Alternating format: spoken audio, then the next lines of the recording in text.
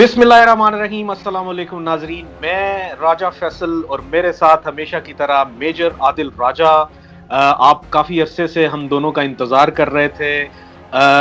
Major Adil जो हैं वो अपनी निजी मसरूफियात की बिना पे मुल्क से बाहर बैठे हुए हैं और बहुत जल्द वापस आ जाएंगे। आज हमारी एक दूसरे के साथ गुफ्तगू हो रही थी फ़ोन पे, तो हमने कहा कि फ़ोन पे गुफ्तगू करने की बजाय हमें इसको रिकॉर्ड करके तो वही गुफ्तगू अपने व्यूअर्स को सुनानी चाहिए।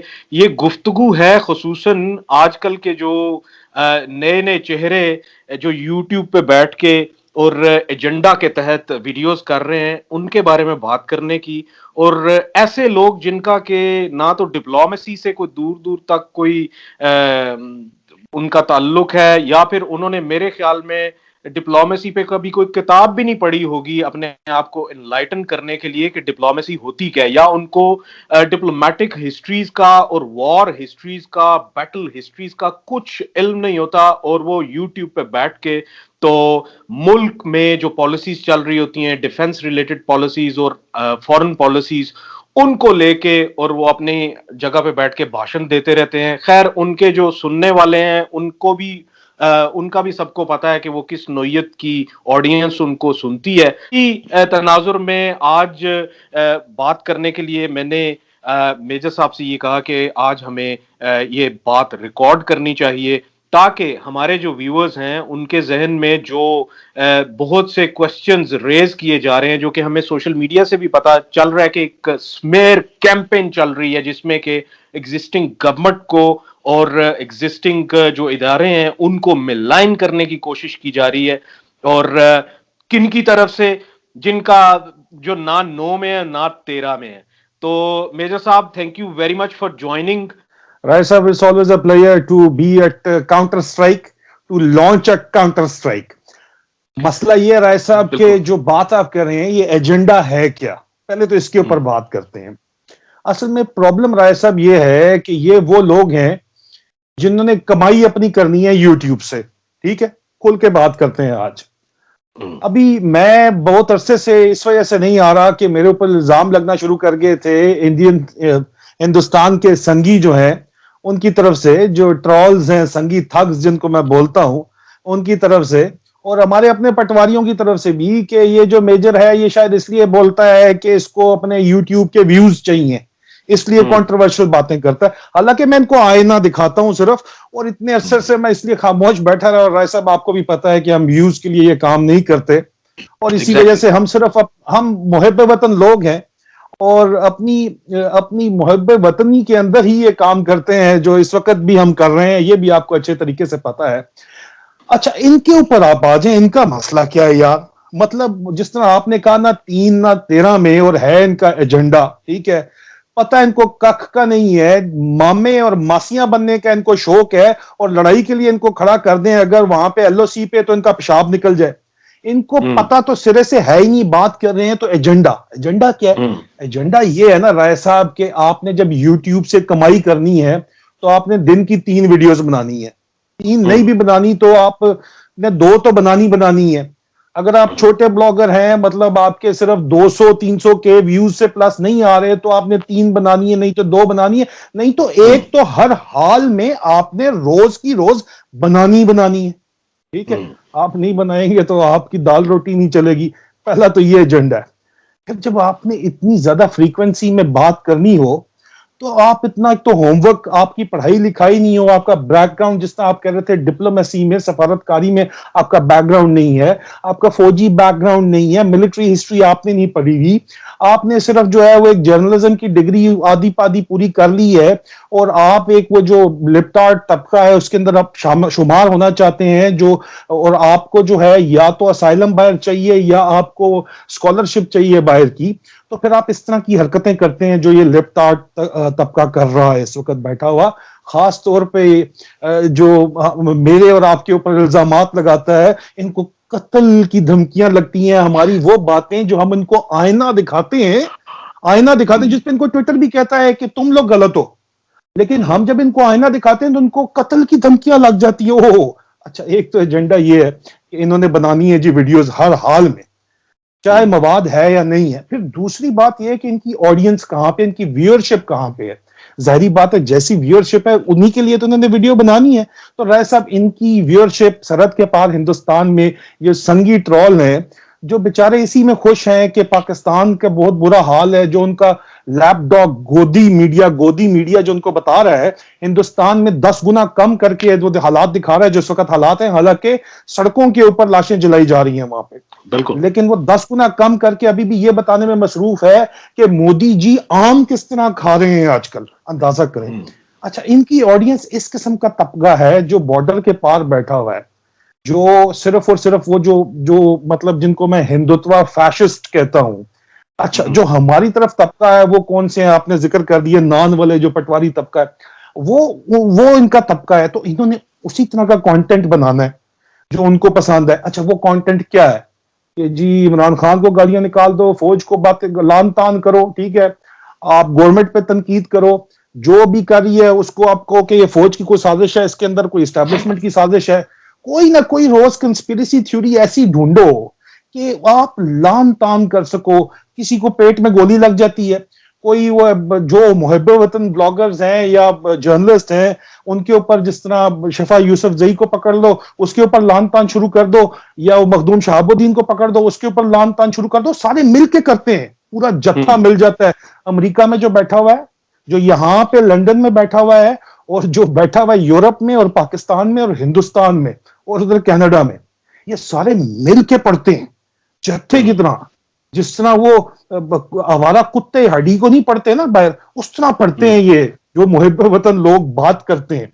ये तो इनकी हैसियत है और ये इनकी हालत है और यही इनका एजेंडा है। एजेंडा ये है कि इन्होंने व्यूज लेने हैं, और व्यूज लेने हिंदुस्तान से, और व्यूज लेने इन्होंने बाहर से जो एंटी एस्टेब्लिशमेंट एंटी गवर्नमेंट तबका है, ठीक है, एंटी पाकिस्तान तबका है, जो अपनी महरूमियों का या तो रोना रो रहे हैं या जिनको पता ही नहीं है, सिरे से कुछ समझ ही नहीं है, जो अभी कल के बच्चे हैं जिनको असल हालात का कोई इल्म ही नहीं है, उनकी राह से भटकाना है, क्योंकि उनके घर वाले और उनके बड़े जो हैं वो भी जाहिल हैं और उन्होंने उनको तालीम सही नहीं सिखाई और तहजीब सही नहीं सिखाई हिंदुस्तान और पाकिस्तान में। या पाकिस्तान में उन्होंने वोटर एक खास पार्टी का बनना है और उस पॉलिटिकल पार्टी का मकसद लेके चलना है, या उसमें पढ़े लिखे जाहिल भी मौजूद हैं, वकील हैं इस तरह के, वो तो जो कुछ जज बन गए हैं, जाहिर बात है पॉलिटिकल एफिलिएशन के ऊपर, उनको जब आपने टारगेट करके जब मवाद उनको देना है और व्यूअरशिप उन्होंने देनी है और फायदे भी उन्हीं से उठाने हैं, आपने स्कॉलरशिप्स भी बाहर लेनी है जाके,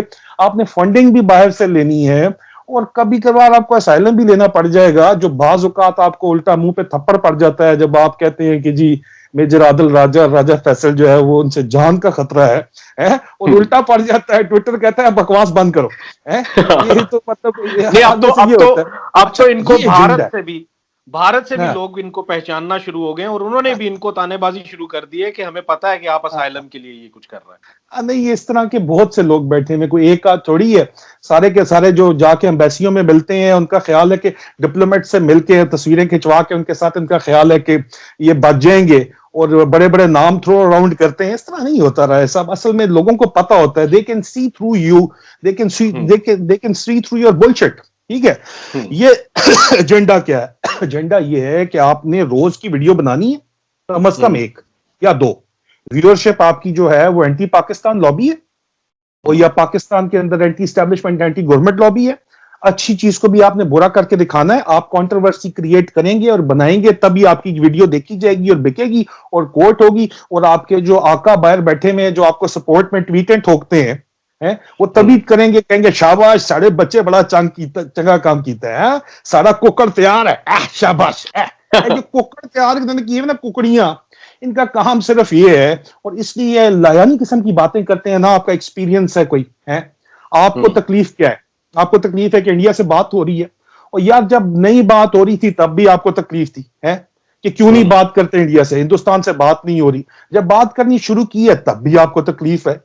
हालांकि इन लोगों को यह नहीं पता कि एलओसी पे ये कहते हैं यार एलओसी पे क्यों सीज फायर कर दिया, जंग बंदी क्यों कर दी, और एलओसी के दोनों तरफ, उधर भी कश्मीरी है, इधर भी कश्मीरी है, और इस फायरिंग से यही कश्मीरी जो है, दोनों तरफ कश्मीरियों का नुकसान हो रहा है। और उस एलओसी की जंग बंदी पे ना आजाद कश्मीर वालों को इतराज है, वो खुश हैं, ना मकबूजा कश्मीर को इतराज है, वो खुश हैं। इतराज है तो किसको है? ये जो कुक्कड़ और कुकड़ियां बैठे हुए हैं ना, लिप्टार्ड तबका, जिसको मैं गेट कहता हूं जी। आपका जो ये तबका सुन रहा है हिंदुस्तान और पाकिस्तान में, इनको मैं बताता चलूं कि मैं द नेशन के अलावा मेन स्ट्रीम पाकिस्तान, जो पाकिस्तान के इंग्लिश न्यूज़पेपर्स हैं, उनका कॉलमिस्ट हूं, क्योंकि मैं ये जो लगते हैं ना एफ पास फौजी, और लाना तो तुम्हारे ऊपर, तुम लोगों को अगलों का बैकग्राउंड पता ही नहीं है। मैंने मास्टर्स इंटरनेशनल रिलेशंस में किया हुआ है, और एमफिल में school of politics international relation से जो है वो कायद-ए-आज़म यूनिवर्सिटी से मैं कर रहा था, और मैं कंप्लीट उसको अपनी ऑपरेशनल ड्यूटी की वजह से नहीं कर सका, लेकिन मास्टर्स मैंने पेशावर यूनिवर्सिटी से कंप्लीट किया, और मेरी ग्रेजुएशन भी इंटरनेशनल अफेयर्स के अंदर है। और उसके बाद मैं लिखता हूं तो तब मैं बातें करता हूं। राय साहब, आप भी ज़ाहिर बात है, आप एक नॉलेज है, उसके अलावा आपने एनडीयू के अंदर जाके कोर्सेज किए हैं। मैंने इसके अलावा ये समझते हैं कि फौजी शायद जो 18 साल का लड़का एफए पास करके फौज में जाता है, वो आगे कुछ पढ़ता ही नहीं, और भाई वो ग्रेजुएशन करके पीएमए से निकलता है, उसके बाद मास्टर्स करता है, उसके बाद एमफिल करता है, और पीएचडी तक वो स्टडी करता है। और राय साहब, आपने भी इतना कुछ पढ़ा है, इसलिए आप ये तज्जिया करते हैं। ये जुमा 8 दिन तो हुए नहीं है, और ये हिंदुस्तान से बाज के तो स्क्रिप्ट भी मुंबई से लिख के आते हैं, फिर ये कहेंगे कि जी हमारे राज क्यों खोलते हो, और अगर ये हमें खोलने पड़े तो हम खोलेंगे यहाँ पे आके इनके राज भी, फिर इनकी जान को खतरा हो जाता है असाइलम लेने के लिए। You were man of guns, जिसने के अपने आप को इंटरनेशनल रिलेशंस की तरफ लेके गया, and you know diplomacy, you know how the defense policies work because you have gone through it academically भी। और हम लोग वो हैं जो कि इस चीज पे बात करते हुए अच्छे लगते हैं। तो कहने का मकसद ये था कि जो भी कॉन्फ्लिक्ट होता है इस दुनिया में, जो भी कॉन्फ्लिक्ट होता है, उसका जो एंड रिजल्ट है कि बात पीस पे ही खत्म होती है। वर्ल्ड वॉर 1 हो या वर्ल्ड वॉर 2 हो, एंड पे सबको बैठना पड़ता है। रिजॉल्व ये नहीं होता कि आप मार दो एक दूसरे को, रिजॉल्व ये होता है कि आप बैठें और डिप्लोमेटिक और बैकडोर डिप्लोमेसी से आप चीजों को चेंज करने की कोशिश करें। अब एक अप एंड रनिंग कॉन्फ्लिक्ट है between Pakistan and India since ages, और इसके ऊपर मैं आपसे भी पूछूंगा कि ये बात होनी कब शुरू हुई, जिसके बारे में कि एको हो रहा है कि ये बात क्यों हो रही है बैकडोर चैनल्स पे।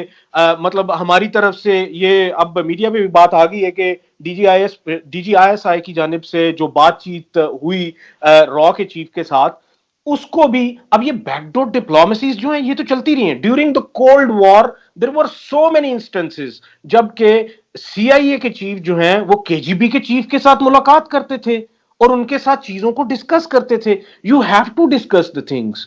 और मेरा नहीं ख्याल कि ये जो कल के वो एक कुछ ऐसे हैं जो कि छोटे मोटे प्रोड्यूसर्स थे, पता नहीं वहां कुछ है नहीं और मैं भी मामे हां बनने के लिए तैयार हूं, वो इस तरह के लोग जो हैं वो डिप्लोमेसी पे बात कर रहे हैं, बैकडोर चैनल जो डिप्लोमेसी होती है उसके ऊपर बात कर रहे हैं कि ये क्यों हो रहा है और वो क्यों हो रहा है। आज हमारे पास एक प्राइम एग्जांपल है कि डीजीआईएसआई ने बहुत पहले इस चीज के ऊपर काम करना शुरू किया कि तेहरान को और रियाद को पास लाया जाए। और आज हमारे पास खबरें क्या मिल रही हैं इसके ऊपर? खबरें ये मिल रही हैं कि पाकिस्तान का वो इनिशिएटिव अब कामयाब हो चुका है। अब मैं मेजर साहब आपसे ये पूछना चाहता हूं कि जिसके ऊपर ये सारी बातें की जा रही हैं, आप मुझे ये बताइए कि क्या वो गलत है? क्या वो नहीं होना चाहिए? क्या बैकडोर डिप्लोमेसी नहीं होनी चाहिए? वैसे आपने कह दिया ना, peace is the logical way forward. आपने भी ये मेंटेन किया, मैंने भी मेंटेन किया। अफगानिस्तान की जहां तक बात है तो तालिबान का जो है वो वहां की पावर डायनामिक्स में एक फेयर चेयर है, और अफगानिस्तान ने प्रूव किया है अपनी रेपुटेशन एक दफा फिर के it's a graveyard of empire, क्योंकि 20 साल के बाद, बेतहाशा लाशों के बाद और ट्रिलियन डॉलर्स, बहुत से ट्रिलियन डॉलर्स जाया करने के बाद, बहुत ज्यादा इस वक्त जो है ना वो आपको किसी तरह जान छुड़ाने के लिए अमेरिका इस वक्त तड़प रहा है।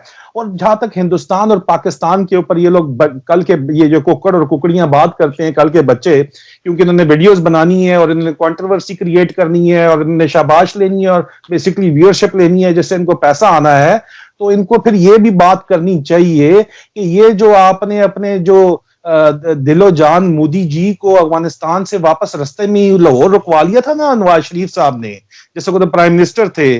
और साथ ही मुसलमानों के बलूचिस्तान में, पाकिस्तान में जो कातिल है अफगानिस्तान से अजीत डोवाल, उसको भी जफ्फी मार के दोनों को हाथ पकड़ के पाक फौज ने तो गार्ड ऑफ ऑनर देने से इनकार कर दिया था। तो सिर्फ इनकी इज्जत रखने के लिए पाकिस्तान एयरफोर्स ने इनको एक जल्दी जल्दी में एक जो है ना quick salute type guard of honour तो कोई नहीं दिया खैर, लेकिन चलो 2 लाइनों में बंदे खड़े कर दिए थे।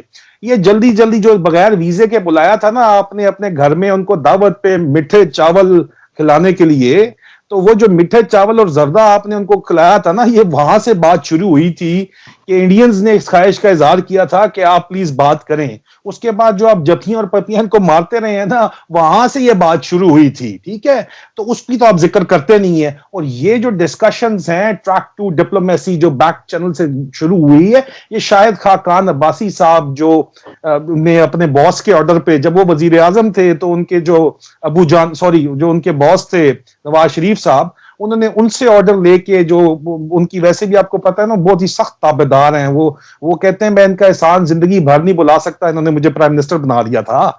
तो वो इतने सख्त ताबेदार हैं, उन्होंने ताबेदारी के अंदर ये ऑर्डर दिया कि जी फौज को और आईएसआई को कि आप ये ट्रैक टू डिप्लोमेसी पे बात करें। और वो बेचारा डॉक्टर मोईद यूसुफ, वो बेचारा सेरेमोनियल अपॉइंटमेंट पे एक दफ्तर और एक चपरासी जिसको मिल गया, उसका ये कह रहे थे कि जो डोवाल से बात कर रहा है उसको तो पूछता कोई नहीं है भाई। ये बात अजित डोवाल की और आईएसआई चीफ के साथ जो बातचीत है, ये शायद खाकान अब्बासी साहब के दौर में शुरू हुई, और ये कोई यूएसए और यूएई तो बाद में हमने, क्योंकि हम उनके साथ एक diplomatic channel third party use हमने करना था, थर्ड लोकेशन यूज करनी थी, एक मैसेंजर के तौर पे उनको यूज किया गया। हालांकि ये बातचीत तो शुरू हुई नवाज शरीफ साहब की ख्वाहिश के ऊपर, शायद खाकान अब्बासी साहब ने शुरू कराई, और जिसका नतीजा भी आके निकला है। यहाँ पे इतने अरसे से ये बातचीत चल रही थी, तो इसका तो ये लोग जिक्र करते ही नहीं है। तो बात ये है राय साहब के बंदे को और कुछ नहीं, बंदे को बेगैरत नहीं होना चाहिए। और ये जो बेगैरत ब्रिगेड है, इन्होंने एक ही ठेका उठाया हुआ है और एक दूसरे को थपड़ियां मारते हैं। और पाकिस्तानियत के ऊपर जो बात करता है उसके ये मिल के, जिस तरह मैंने कहा था, बावले कुत्तों की तरह पड़ जाते हैं इकट्ठे। वो उसका मुअन्नस में इस्तेमाल नहीं करना चाहता, पहले ही मैं इतने ज्यादा लफ्ज इस्तेमाल कर चुका हूं कि लोगों को बड़ा शदीद इस बात पे एतराज होना है। और जो मेरी बातें हैं उन पे गौर करने के बजाय ये इस बात पे गौर करेंगे कि मेजर हमें गालियां बड़ी निकालता है। तो बात यह है कि जैसा करोगे वैसा भरोगे। तुम्हें आईना दिखाया तो तुम बुरा मान गए, तो आईना तो हम दिखाते रहेंगे और हम बाज नहीं आएंगे। देखिए, मैं बजाते खुद इस चीज पे बात इस एंगल से भी करना चाहता हूं कि देखिए, we need to be extra responsible. Extra responsible क्यों और कैसे? हमें इसलिए एक्स्ट्रा रिस्पॉन्सिबल होने की जरूरत है क्योंकि हम जिस रीजन में रहते हैं वो 2 बड़ी अहम उसके बारे में फैक्ट्स हैं। एक तो ये कि हमारे साथ 3 नेबर्स ऐसे हैं, रशिया इमीडिएट नेबर नहीं है लेकिन वो नेबर है हमारा। 3 नेबर्स ऐसे हैं जिनके पास के एटॉमिक पावर है, ठीक है। Bharat, China, Russia and Pakistan, 4 मुल्क ऐसे हैं जिनके पास के एटॉमिक पावर है। दूसरी बात यह कि अगर आप 3 ममालिक को लें और इनके इर्द गिर्द जितने भी ममालिक हैं छोटे, उनको भी ले लें, लाइक भारत, चाइना, पाकिस्तान, और बीच में अगर आप नेपाल को और भूटान को भी डालें और बांग्लादेश को भी डालें, तो दुनिया की आधी आबादी तो यही रह रही है। आधी आबादी दुनिया की यही रह रही है। और द करंट सिचुएशन जिसमें कि कोविड की सिचुएशन है, कोविड की सिचुएशन में जो हालात भारत में चल रहे हैं, जिस तरह से कि भारत एक फेल्ड स्टेट के तौर पे सामने आ रहा है, अब तो उनके अपने न्यूज़पेपर्स लिख रहे हैं कि वो एक फेल्ड स्टेट साबित हो रही है, क्योंकि उनका जो उनका मेडिकल सेटअप है वो सारे का सारा फेल हो चुका है अपने लोगों को बचाने में। मसला अभी भी ये है, हाँ। सॉरी कता कलामी मास, मसला अभी भी ये है कि जो इंग्लिश न्यूज़पेपर है, चलो वो तो कुछ ना कुछ बोल रहा है, ठीक है, क्योंकि CNN और BBC बोलने लग गया, गार्डियन बोलने लग गया है, लेकिन असल जो हिंदू है उसको अंग्रेजी समझ नहीं आती। हिंदी मीडिया वो अभी भी गोदी मीडिया है, वो तो अभी भी गोदी मीडिया वो नहीं दिखा रहा, और ऊपर से ये पूरी दुनिया को खतरे में डाल रहा है। हिंदुस्तान कम से कम भी जो रिपोर्टिंग है 10 गुना कम अपनी मौतें अमवात दिखा रहे हैं, और जो इनके डेली के केसेस हैं वो कम से कम भी 10 से 20 गुना कम करके दिखा रहे हैं, और पूरी दुनिया इसके ऊपर मुत्तफिक है। लेकिन हिंदी मीडिया इस पर नहीं बोल रहा। हिंदी मीडिया भी बोल रहा है कि जी देखो देखो जी मोदी जी ने आम किस तरीके से खाते हैं, और बात जो लोग कर रहे हैं वो जाके इंग्लिश मीडिया कर रहा है, और इंग्लिश मीडिया भी हिंदुस्तान का नहीं कर रहा, बाहर का जो इंटरनेशनल मीडिया है, जो इंडिपेंडेंट सो कॉल्ड मीडिया है, वो बात कर रहा है। और हिंदुस्तान से जो लोग बात कर रहे हैं, राणा अयूब या अरुंधति राय जैसे, उनको ये लोग गालियां निकालते हैं, ट्रोल करते हैं, और कहते हैं ये तो है ही पाकिस्तानी, कहते हैं, या उनको कहते हैं कि ये हमसे गद्दार हैं। उनको मतलब आज जो असल हकीकत है। CNN मैंने ट्विटर पे शेयर किया है, राणा अयूब CNN के ऊपर जो बात कर रही थी, वो मैंने अपने ट्विटर पे शेयर किया है। सोल्जर स्पीक्स के नाम से मेरा ट्विटर है, वो देखिएगा। उस पे मैंने वो 2 जो है क्लिप शेयर किया है 2 ट्वीट्स के अंदर। और ये तो अभी हिंदुस्तान का अपना मीडिया अभी भी नहीं बोलता, नहीं बोलेगा अभी भी जो असल मसला इस पे नहीं बोल रहे, और उसको अगर आप बोलें तो उसको ये दबाते हैं। वो योगी आदित्यनाथ जो है, वो जो कहता है कि मुसलमानों की औरतों को कब्रों से निकाल के रेप कर दो, रेपिस्तान के अंदर। ये जो हरामखोर वहां पे बैठे हुए हैं, हिंदुत्वा जो फैशिस्ट सरकार वहां पे है, जिसको अभी जो है वो सही बंगाल के अंदर सही चपेड़ें पड़ी हैं, ममता बनर्जी ने उनको उनकी हैसियत दिखाई है। लेकिन बहरहाल, हालांकि कोविड का माम उनकी वजह से फैला, उन्होंने बगैर SOPs के, बगैर किसी जो है वो फॉलो किए कोविड प्रोटोकॉल्स को, उन्होंने खुलेआम जलसे किए, फिर भी हार गए। अभी बात यह है राजा साहब कि अभी भी इस वक्त भी जो हिंदुस्तान की सरकार है बीजेपी की, वो इस मसले को कालीन के नीचे जो है ना, ब्रश अंडर द कारपेट करना चाहते हैं, छुपाना चाहते हैं, और उसका नुकसान पूरी दुनिया को हो रहा है। और गोदी मीडिया अभी भी नहीं बोल रहा, और अभी भी जो हमारे बड़े बड़े आपके जो दोस्त हैं और जो मेरे नहीं है, वो एक जाली मेजर है हिंदुस्तान में, अभी आप उसकी ट्वीटें देखें ना, वो किस तरह टोन बदली हुई है। और ये फिर भी राय साहब, ये वो नहीं है, ये हालात बदलेंगे तो ये भी गिरगिट की तरह रंग बदल लेंगे। लेकिन मसला है, जो इस वक्त मुद्दा है, वो ये है कि peace is the logical way forward. हम इस वक्त एटमी जंग किए बगैर अपने ऑब्जेक्टिव अचीव करना चाहते हैं, और हम करेंगे। ये लंबी जंग है। जिस तरह जो अफगानिस्तान के अंदर हमने अपने ऑब्जेक्टिव अचीव करने में हमें इतने साल, दिहाइयां लगी, कोल्ड वॉर कब से शुरू हुई थी, आप देखें कितनी दिहाइयों से हमें 50-60 साल लग गए। इसी तरह हम कश्मीर में भी अपने ऑब्जेक्टिव इंशाल्लाह मकबूजा कश्मीर में अचीव करेंगे। लेकिन सिर्फ कश्मीर आजाद नहीं होगा राजा साहब, इसके ऊपर मैंने आर्टिकल लिखा है। हिंदुस्तान के अंदर बहुत सी आजादी की तरीकें इस वक्त चल रही हैं, 19 बहुत मुतहरक आजादी की तरीकें चल रही हैं रेड कॉरिडोर के अंदर, जो कि मीडिया पे आता ही नहीं है। गोदी मीडिया में उसको छुपा देते हैं, वो बिल्कुल रोज के हिसाब से इनकी कैजुअलिटीज हो रही हैं, छुपा देते हैं। बताते हैं तो सिर्फ कश्मीर का बताते हैं, क्योंकि मुसलमान स्टेट है, ठीक है। तो राजा साहब, बात यह है कि मामला अभी आगे बड़ा लंबा चलना है, लेकिन हमने तदब्बर के साथ चलना है। हम यहाँ पे खित्ते में न्यूक्लियर जंग, जिस तरह आप कह रहे थे, वो अफोर्ड नहीं कर सकते। अगर न्यूक्लियर जंग होती है तो म्यूचुअली एश्योर्ड डिस्ट्रक्शन होगी। जब सब कुछ तबाह हो जाएगा, खित्ता तबाह हो जाएगा, तो फिर जब कुछ बचेगा ही नहीं, तो लड़ना काहे का भाई? लड़ना तो तदबीर और तदब्बर से है। सुलह हदैबिया में भी हमने यहूदियों से हजरत मोहम्मद सल्लल्लाहु अलैहि वसल्लम ने बात की, और बातचीत का सिलसिला तो कभी नहीं खत्म किया जाता। देखें, कोल्ड वॉर के अंदर रशिया और अमेरिका लड़ रहा था, तो बातचीत तो ने खत्म नहीं की ना जी। बातचीत तो जब 2 जंग आपस में लोग जंग लड़ रहे होते हैं ना, उस वक्त भी बातचीत खत्म नहीं होती, जंग के दौरान भी। और हमने अपना फायदा देखना है। हिंदुस्तान ने, सारी बात है, अपना फायदा देखना है। उनको इतनी मार पड़ी थी, LOC पे इतनी मार पड़ी थी, और इतने वो गंदे हो रहे थे इंटरनेशनल, उनका इमेज इतना खराब हो रहा था कि उन्होंने जी सीज फायर करना मुनासिब समझा, और उनको ठीक ठाक किस्म की मार उनकी फौज को पड़ रही थी।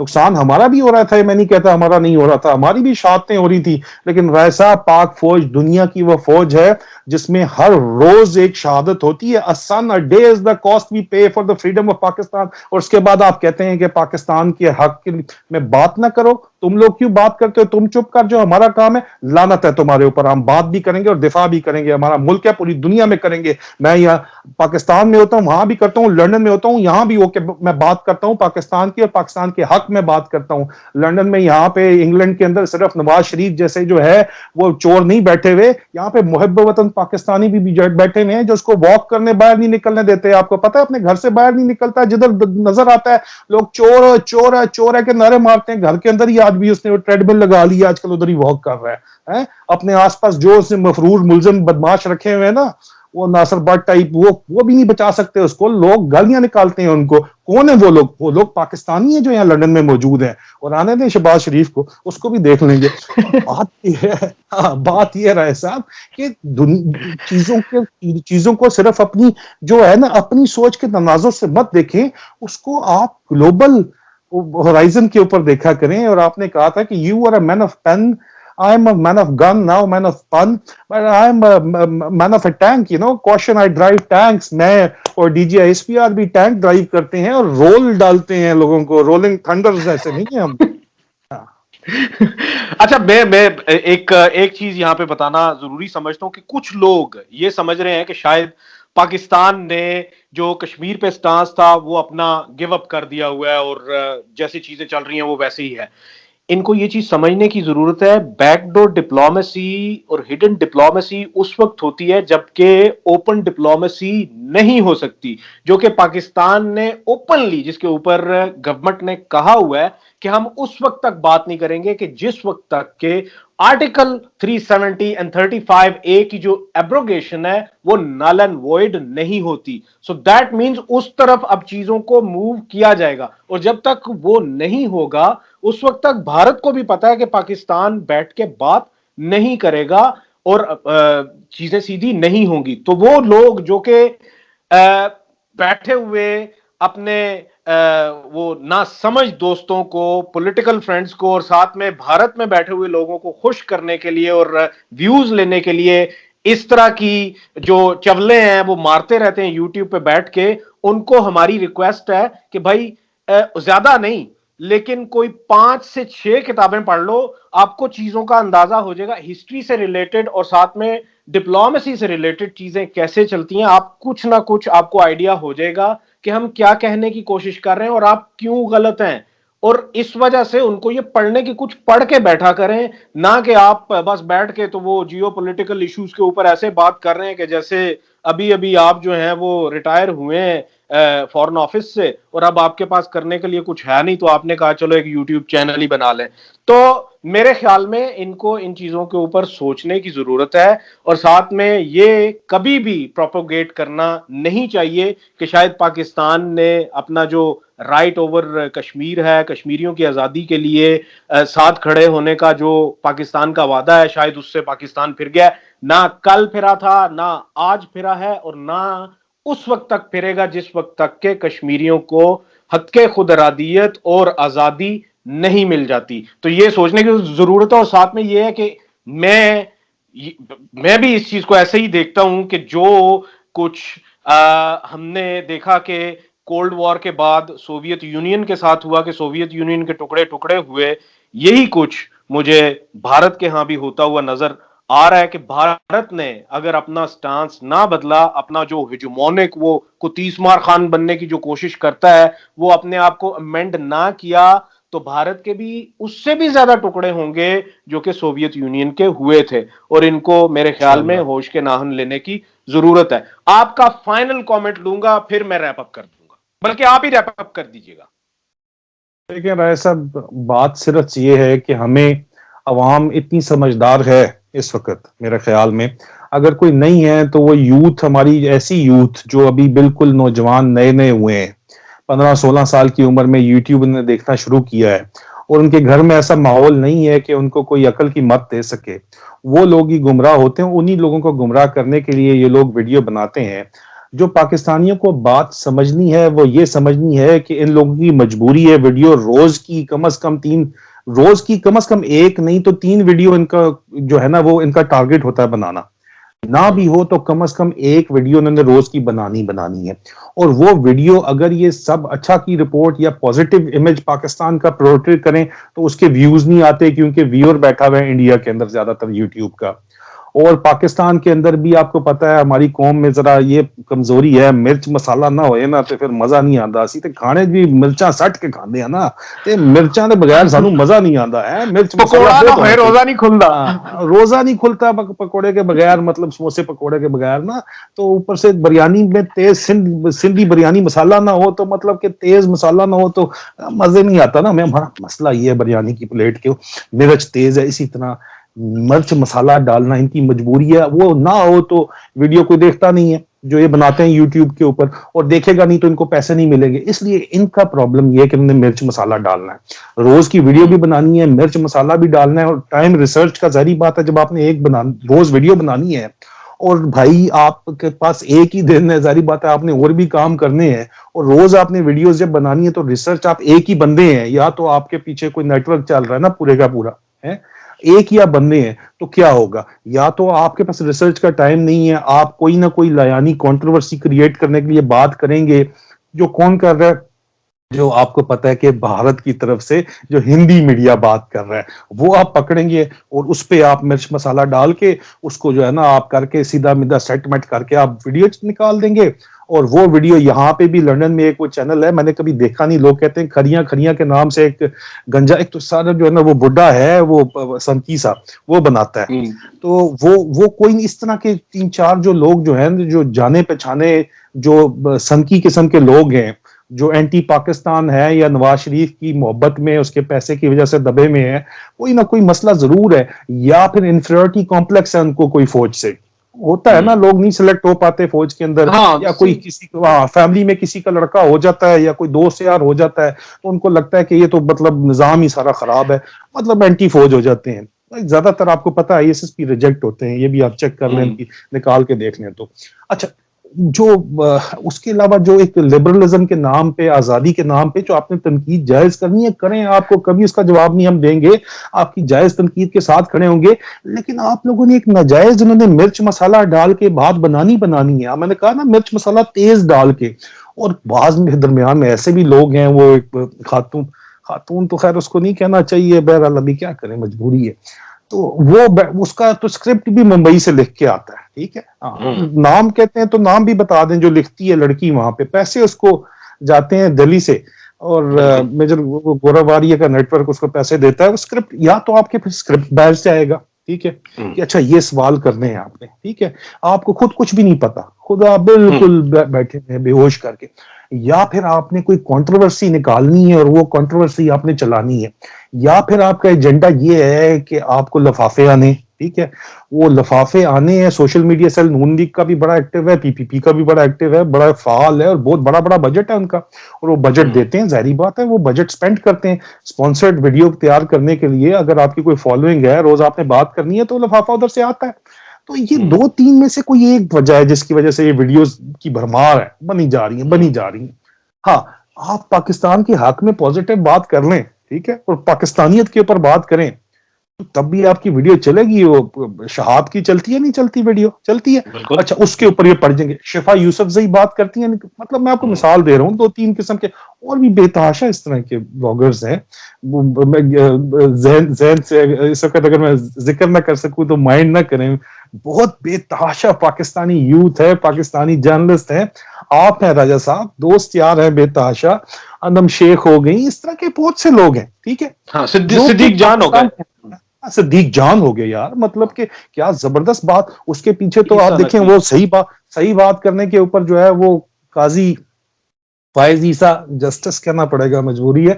अच्छा, वो भी खड़ा कर देता तो मुसलमान उससे पूछता है उठा के, मतलब उन लोगों को ये पड़ जाते हैं, इस तरह के जो लोग हैं मिल के पड़ जाते हैं, चारों तरफ से इन पे अटैक करते हैं, क्योंकि वो पाकिस्तान के हक में बात करें या फैक्चुअल बात करें। सिद्दीक जान तो आप देखें ना, वो तो टोटल फैक्चुअल रिपोर्टिंग करता है यार, वो तो बात करता है कि ये वो रिपोर्ट कर रहा होता है, ठीक है, और जो हर चीज जिस तरह होती है उसको उसी तरह दिखा रहा होता है, और इस तरह ये बाकी लोग दिखा रहे होते हैं। अच्छा, इनको ये पढ़ जाते हैं और टास्क के तहत पढ़ते हैं, इनको फिर नून लीग या पीपीपी वाला मीडिया सेल वाला देता है पैसे के, यार इसको पढ़ जाओ आज, ठीक है, या बाहर से इनको इशारा आता है कि इसको आज पढ़ जाओ, ठीक है, और ये उन इशारों के ऊपर ये काम करते हैं कि यार ठीक है हमने काम करना है, और इसी के ऊपर, इसी कंट्रोवर्सी के ऊपर उनको व्यूज मिलते हैं।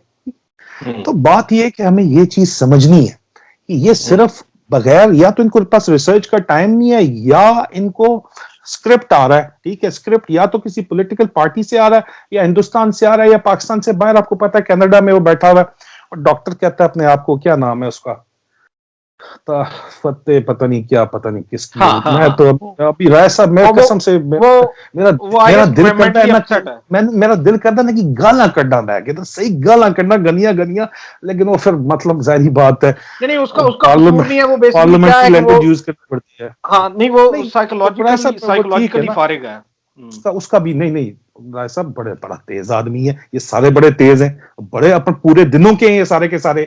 इनको व्यूअरशिप चाहिए हिंदुस्तान के अंदर, ठीक है, आपसे 6 गुना ज्यादा, 600% ज्यादा व्यूअरशिप है हिंदुस्तान में। जब आप बात कंट्रोवर्शियल पाकिस्तान के और पाकिस्तान के इदारों को टारगेट करोगे, उनके खिलाफ बात करोगे, पाकिस्तान की गवर्नमेंट के खिलाफ जब बात करोगे, तो व्यूअरशिप कहां मिलेगी? हिंदुस्तान में मिलेगी।